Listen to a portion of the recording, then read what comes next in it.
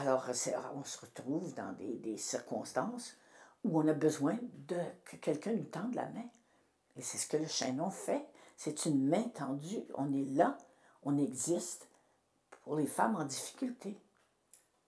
Il n'y avait pas, je pense, peut-être qu'il y avait le chaînon, dont j'avais jamais entendu parler jusqu'à il y a 20 ans. Il n'y avait pas de réseau de femmes.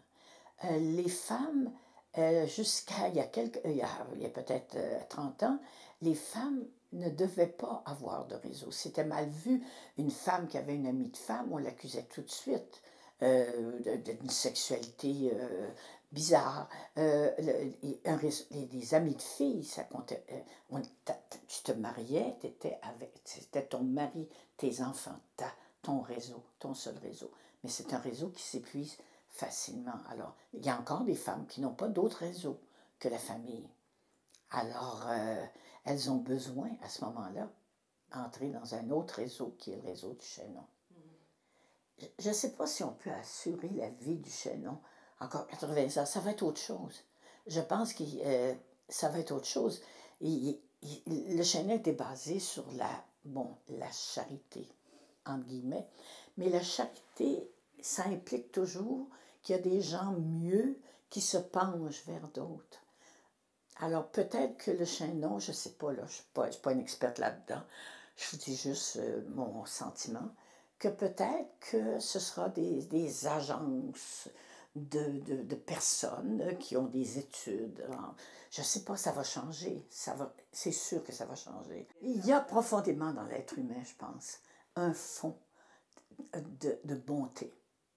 Il y a le meilleur et le pire chez l'être humain. Alors, dès qu'il y a, par exemple, dès qu'il y a le lac mégantique, dès qu'il y a un tsunami, tout de suite, les gens se précipitent pour aider. C'est pas vrai que les valeurs ont disparu. C'est qu'on n'y fait pas appel de la même façon.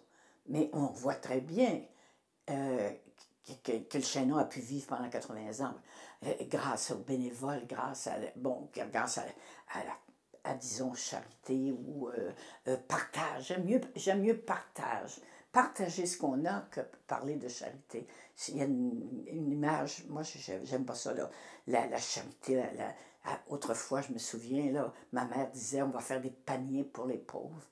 Et c'est parce que si tu fais des paniers pour les pauvres, c'est parce que tu te considères au-dessus d'eux. Moi, j'aime pas ça, ce mot-là. J'aime mieux partager ce qu'on a. Et partager ce qu'on a, souvent, c'est quand on se trouve chanceux dans la vie, très chanceux, ben, on a le goût de partager. Et peut-être que le chaînon, ce sera un lieu de partage plutôt qu'un lieu de bénévolat.